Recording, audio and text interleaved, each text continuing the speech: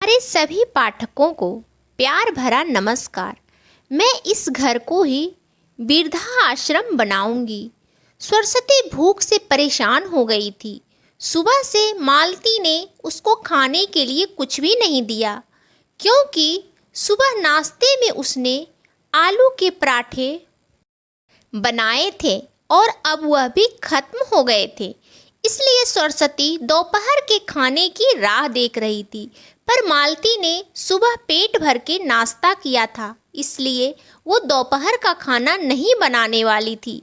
अत्यंत भूख से परेशान हो रही सरस्वती मालती के पास गई और बोली, बहू मुझे बहुत जोरों से भूख लगी है, खाने के लिए कुछ भी दे दो। सरस्वती का कहना सुनकर मालती मुंह टेढ़ा करके बोली, दिन भर सिर्फ आपको भूख ही लगती है, दूसरा तो कुछ भी काम नहीं रहता। आपको उस टेबल पर चने रखे हैं, वही खाकर पानी पी के सो जाइए। आज दोपहर को मैं अपनी फ्रेंड के साथ बाहर जाने वाली हूँ, इसलिए खाना तो रात को ही बनाऊंगी। यह सुन के सरस्वती का मन उदास हो गया। फिर सरस्वती धीरे से बोली, तू कहे तो मैं खुद के लिए कुछ बना लूं। मालती गुस्से से बोली, एक व्यक्ति के लिए खाना बनाओगी क्या आप? सोचकर मालती किचन में गई और उसने फ्रिज में रखे हुए बासी चावल निकाले। अचार के साथ वह चावल एक थाली में परोसकर सरस्वती के आगे रखकर बोली कि खा लो। ऐसा कहकर पर्स लेकर मालती घर के बाहर चली गई। चावल फ्रिज में रखे थे, तब भी वह खराब हो गए थे, उनसे गंदी बदबू आ रही थी। सरस्वती ने गुस्से से वह चावल डस्टबिन में डाल दिए। इसके बाद उसने दाल चावल निकालकर अपने लिए गर्मा गर्म खिचड़ी पकाई और पुदीने की चटनी के साथ खाई और सब बर्तन घिसकर किचन साफ किया और चुपके से अपने रूम में जाकर सो गई। मालती ने भले ही खाना पकाने से मना किया था, पर यह घर उसका भी था और वह खुद का खाना खुद बना सकती है। दूसरे दिन सुबह सरस्वती अपने रूम में बैठी थी। उतने में उसका बेटा रमेश उधर से आया और बोला, माँ आजकल महंगाई बहुत बढ़ गई है, मुझे घर खर्च चलाना भी बहुत कठिन हो रहा है, ऊपर से पापा की 13वीं पर भी बहुत खर्च हुआ। माँ मैं सोच रहा था कि एक रूम किराए पर दिया जाए, घर का किराया आने पर घर खर्च में थोड़ी मदद होगी। सरस्वती जी बोली, बेटा तुझे जो ठीक लगेगा तो वही कर। उसके बाद रमेश गला साफ करते हुए बोला, माँ तेरा रूम खाली कर दे और नीचे के छोटे रूम में शिफ्ट हो जा। उस छोटे रूम में टॉयलेट और बाथरूम नहीं है तो उसे कोई किराए पर नहीं लेगा। सरस्वती चौंक गई और बोली, पर वह रूम छोटा है और वो तो स्टोर रूम है, मैं उधर रहूंगी तो टॉयलेट बाथरूम कैसे जाऊंगी? रमेश बोला, माँ तू आंगन के टॉयलेट में जाया कर, तू तो घर में ही रहती है ना। जिसको हम रूम किराए पर देने वाले हैं उसको तो सारी सुख सुविधा तो चाहिए ना। वैसे भी यह रूम भी बहुत बड़ा है, पापा के जाने के बाद तुझे इतने बड़े रूम की क्या ज़रूरत है? सरस्वती कुछ क्षण शांत रही और सोचने के बाद बोली, टेरेस पर जो रूम है वह भी हम किराए पर दे सकते हैं, उस रूम में सब सुख सुविधा है। उस पर रमेश बोला, नहीं माँ, वह रूम हम किराए पर नहीं दे सकते, वह अपने मेहमानों के लिए रखा है। तुझे तो अच्छे से पता है कि मालती के मायके वालों का आना जाना चालू रहता है, इसलिए एक्स्ट्रा रूम मेहमानों के लिए रखना पड़ेगा। सरस्वती सब समझ गई थी कि बेटे ने तो उसका ही रूम किराए पर देने का निर्णय लिया है, क्योंकि वह बुढ़ापे में बेटे और बहू पर आश्रित थी।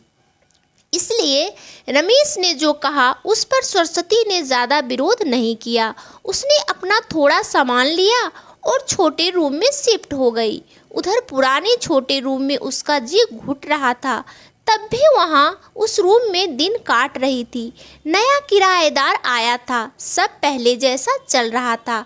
घर में आए हुए किराएदार का नाम अशोक था, एक एनजीओ में काम करता था। वह हर रोज मालती और रमेश सरस्वती के साथ कैसा सुलूक करते थे वह देखता था।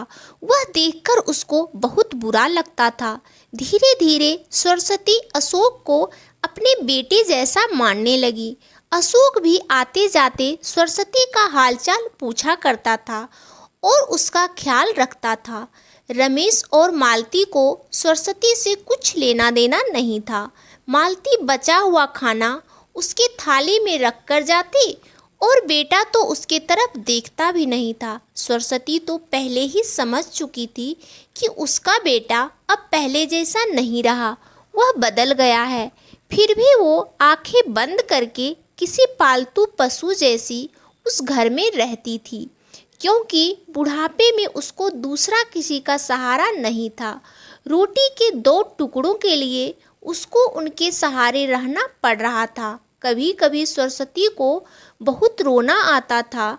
सरस्वती अशोक को अपने मन की बातें बताने लगी। उनके पति की मौत बेटे की लापरवाही से हुई थी, पर वो ज़्यादा नहीं बोल पा रही थी। जब पति काम पर जाते थे तब घर में हम दोनों को बहुत मान सम्मान मिलता था। जब वह काम करने में असमर्थ हो गए तब रमेश को उन्होंने घर खर्च में मदद करने को कहा।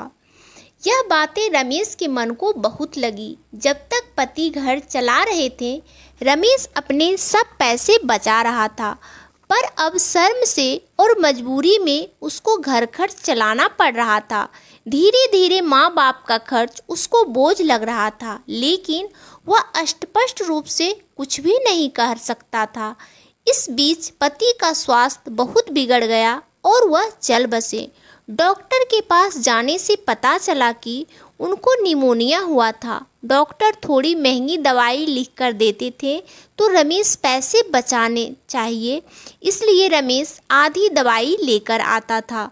शुरू में पति का स्वास्थ्य सुधर गया था, तब रमेश ने उनकी गोलियां लानी बंद कर दी थी।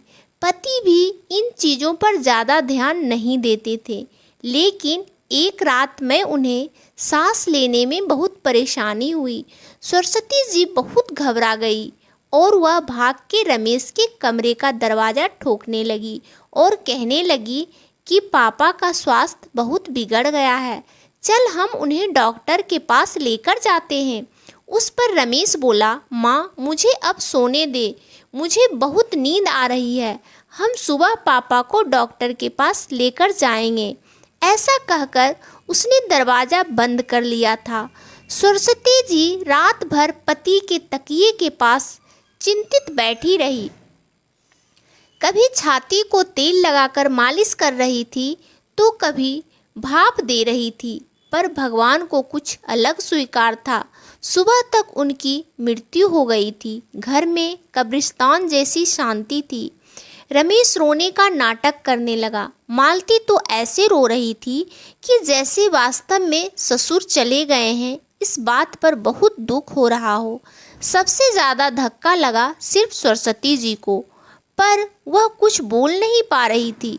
सरस्वती के आंखों से अश्रु आ रहे थे और उसके ओठ थरथरा कर काँप रहे थे, जैसे कि वो कहना चाहती हो कि अब रोने का नाटक क्यों कर रहे हो, मेरे पति की मौत के आप दोनों जवाबदार हो।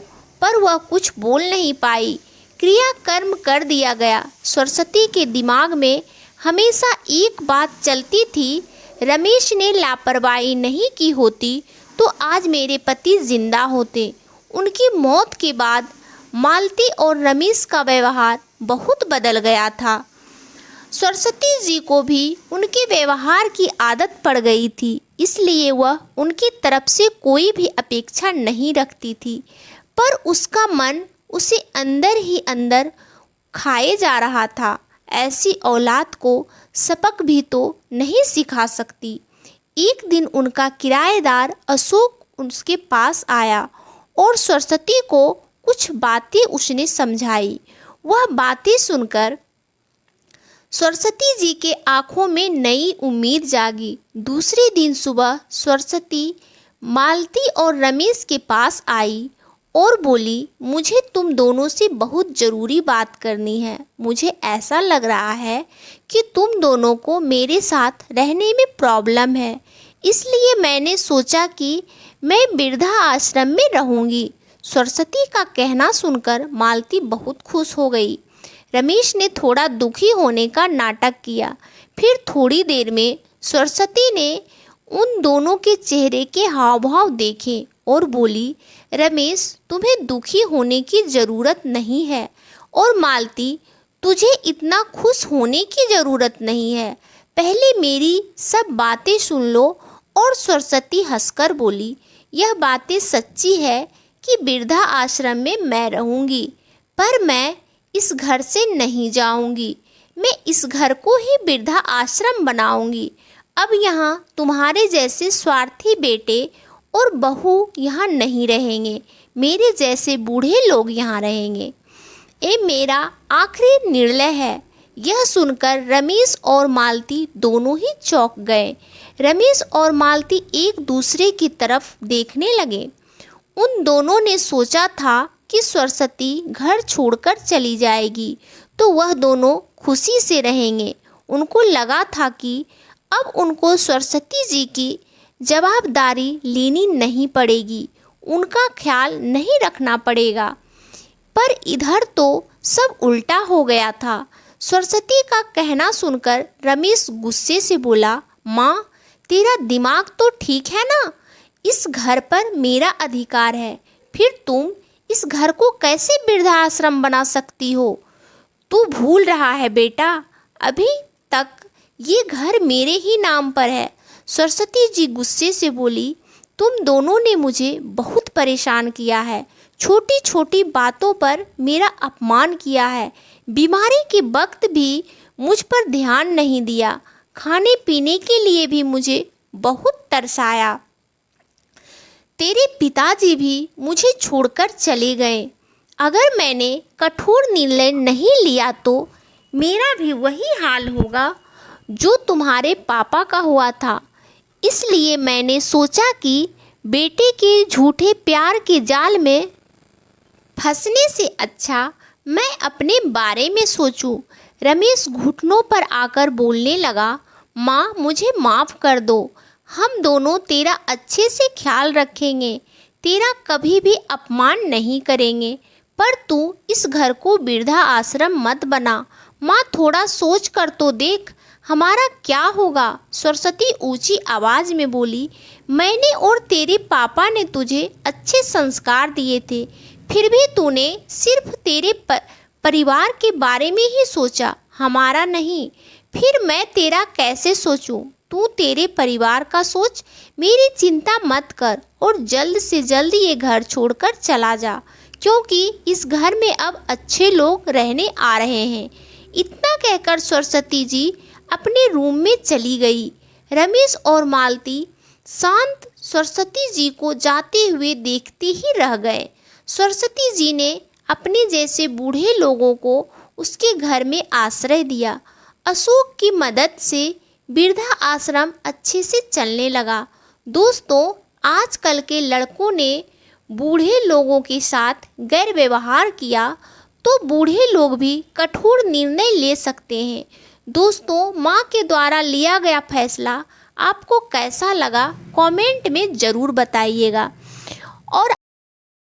और इस कहानी को लाइक करें और इस चैनल को भी सब्सक्राइब करें। और आप सब अपने जीवन में खुश रहें। धन्यवाद दोस्तों।